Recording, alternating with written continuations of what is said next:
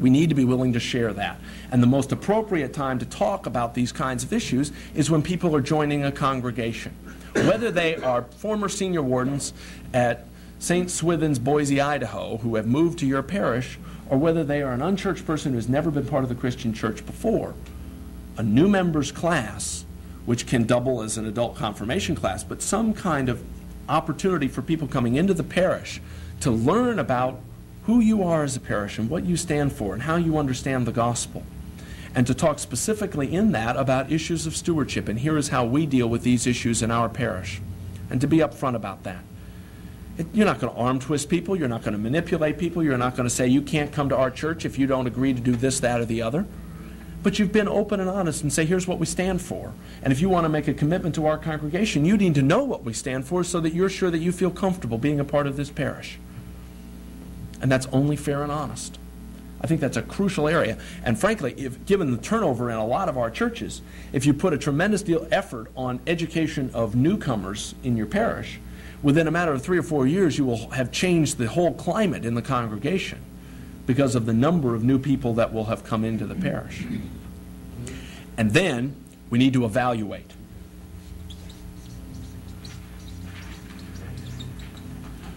What happened? How did it go? What did we learn from it? As Lucy asked Charlie Brown, Charlie, if you had your life to live over again knowing what you know now, what would you do differently? Charlie Brown thinks and thinks. And then he looks at Lucy and says, what do I know now? And a whole lot of people who have done stewardship leadership in churches would have to sadly look back on their experience and say, what do I know for having done it?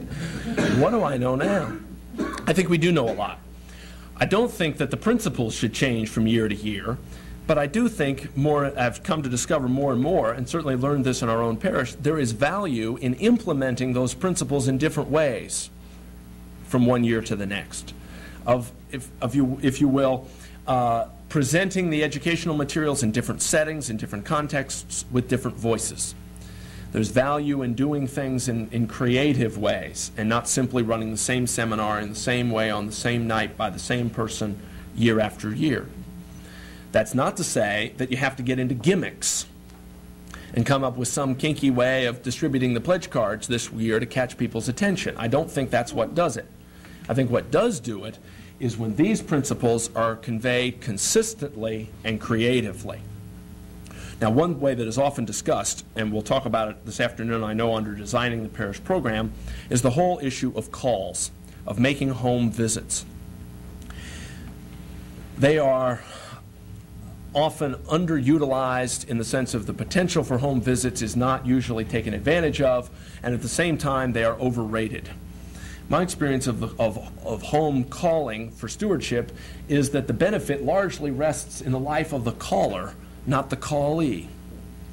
That the caller, if trained and given education about the theology of Christian stewardship, an opportunity to reflect in his or her own life about what God is saying, and then given the opportunity to experience some role-playing and training about how to go out and share that, how to witness to his or her own faith in stewardship, and then to go out and share that with 4 or 5 members of the body of Christ, that will deepen that commitment in the caller. You can count on it, whether anybody listens or not. Some people out there will be touched. My sense is what they will be touched by is they will sense that, hey, maybe there's more to the stewardship stuff than I thought. They wanted me to go to that stewardship training session, and I wouldn't fool with it, but it sounds like this guy got something out of it. And maybe next year they'll come to that education session that you offer. And so there's value in that regard. But most of the value is going to come from the training of the caller and the caller's opportunity to share his or her faith. Now, therefore, it is essential, if the calling is to take place in a meaningful way, that the callers be trained and have a message to share. Simply giving people pledge cards, sending them forth, is probably counterproductive. Because if that's the only time people go out and meet face-to-face with one another, you know what people are going to say. What they're going to say is the only time they ever call on me in this church is when they want money. You've heard that hymn sung over and over again.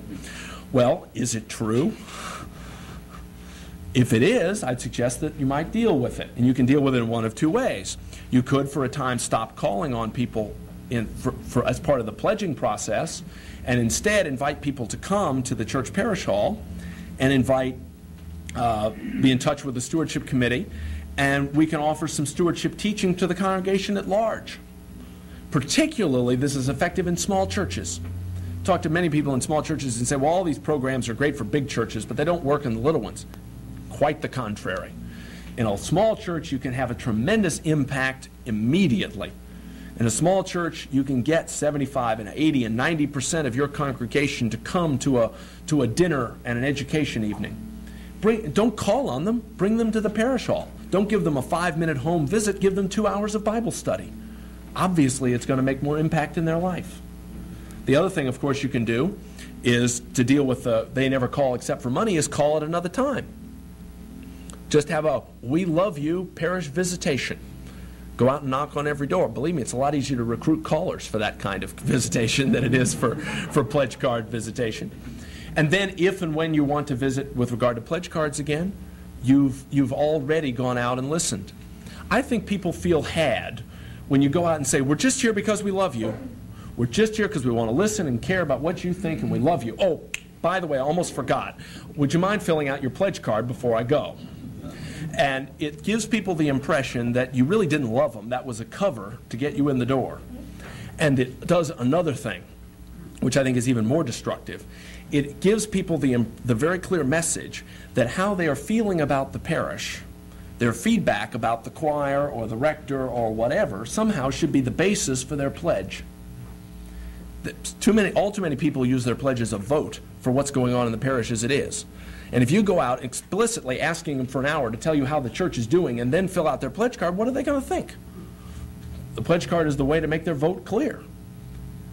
And if you go out instead at another time to say, we love you, we care about you, how are you doing?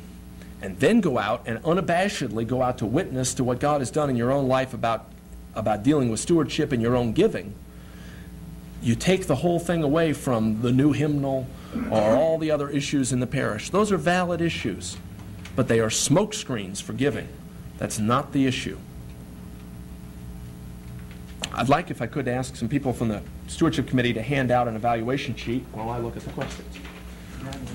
This is an evaluation sheet for your parish that you might find helpful in raising some questions about what's going on in your congregation.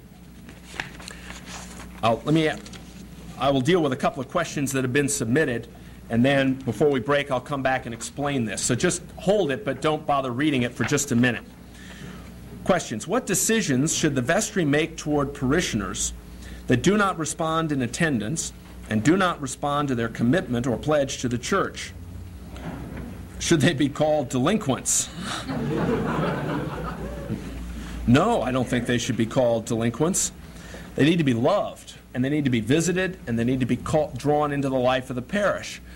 And if they are not present at all, if they are not participating at all in the life of the church and are apparently not making any significant response to God in their life, I would encourage you to deal with them not at pledge time.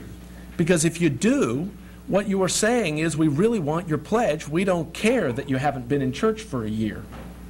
If you reach out to them at another time of year, you can really go and say with honesty, we're simply here because we love you and we miss you. If you wait until mid-October, when the pledge cards are coming in the mail the next week, to go out and say we love you, what it really says is we love you enough to make sure that you fill out your pledge card. If they haven't responded at any level by the time the pledge cards come around, and they haven't responded when you've mailed the pledge cards or given it, my suggestion is that you accept that that is somebody on your pastoral follow-up list for the coming year, and not go after and bludgeoning them to fill out a pledge card, because if you get it, you lose. Because what you've done is given them the message that all we really care about is your pledge. I think you're much better off accepting no pledge from that person and viewing it as a pastoral opportunity for clergy and trained lay people to respond to in the coming year, and let that person make their own prayerful decision about whether or not to make a pledge at all. I would view that person as an opportunity and not somebody to simply dismiss. God's work is done in many places beside the church, often more effectively. Does the tithe go to the church, or can it be a split among other of God's ministries? I've wholeheartedly believe that that's a decision that you and God have to make. And as Tom Carson, the National Church Stewardship Officer, says, if you're happy and God's happy, I'm thrilled. And I really mean that. You have to make that prayerful judgment. If you believe that God's work is being done by this particular group in ministry and that you are rejoicing as you give to God and supporting it, I think that's wonderful. It is not, however, whether the gift is tax deductible. You know, you can put money in the bin at the Hare Krishnas at the airport and get a receipt and a deduction and all the rest, but I would have a question about whether that's advancing the kingdom of Jesus Christ. I know a guy who gives to his fraternity and tries to justify that as God's work because it's all part of the educational institution and all. If you want to give, that's fine, but is it giving to the Lord and in thankfulness for what the Lord has done in your life? And if so, that's great. And it doesn't have to be the same decision that some other Christian would make. Members of your vestry can differ on those issues, and that's fine. I think the individuals have to make their own decisions about that. Our vestry, like the Senate, is on a rotating system with a totally new group evolving on a 3-year cycle. Should we call for reaffirmation of and recommitment to a tithing statement every 3 years, minimally, or is this a reminder, or is a reminder from the rector sufficient? I would think that doing it annually would be the way to keep it alive.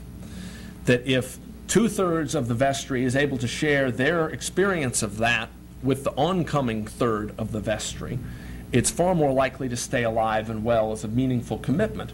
And you've got to give permission from the 2/3 who have said they are committed to be open and honest and say, hey, ladies and gentlemen, I told you last year I was going to be committed to this, and I have to tell you that I haven't done a thing. And you have to have people permission to confess their real response to that call to commitment. Because otherwise it's lip service. And in 3 years, as the question points out, it'll be dead as a doornail if it isn't reaffirmed.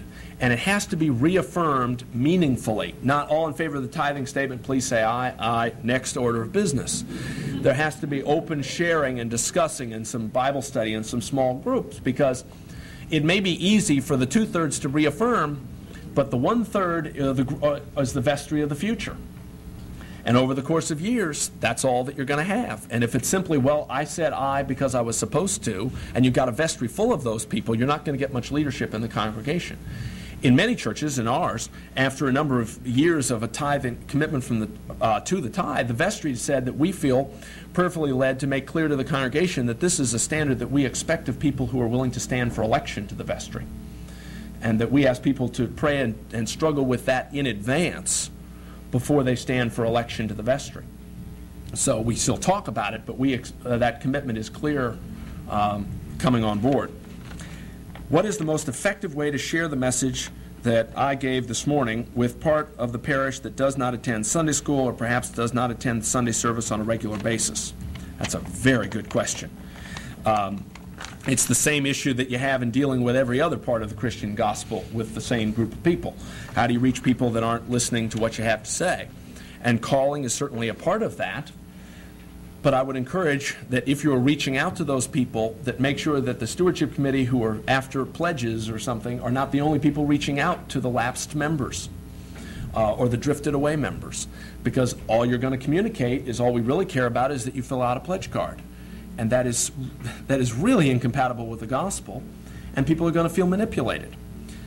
It's perfectly appropriate for the stewardship committee to be concerned about those who have drifted away and are not responding, but just make sure that there are others in the parish who are concerned as well, or if you are the only ones concerned, that you are careful about what you present to them, because you may be the only ones they're listening to. And are you presenting the full gospel of Jesus Christ, or are you presenting a pledge card? And I think that the response that they're going to give to you is going to matter greatly. It's going to vary greatly depending upon which one you presented.